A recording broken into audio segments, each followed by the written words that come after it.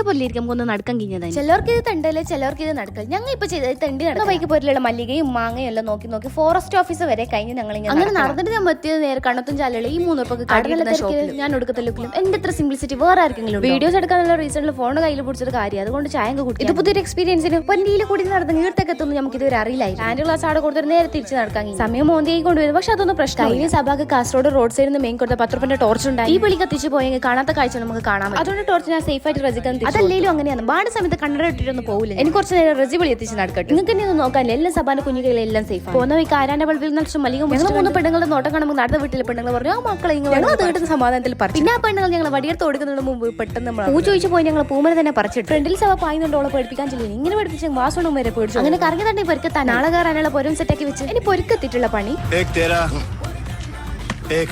ഞാനൊരു സകലകലാ വല്ലഭി ആയതുകൊണ്ട് കോട്ട് വെച്ച് ഡോറയുടെ പ്രയാണം ഇവിടെ അവസാനിച്ചിരിക്കുന്നു. അപ്പൊ അടുത്ത് വിളിക്കണം.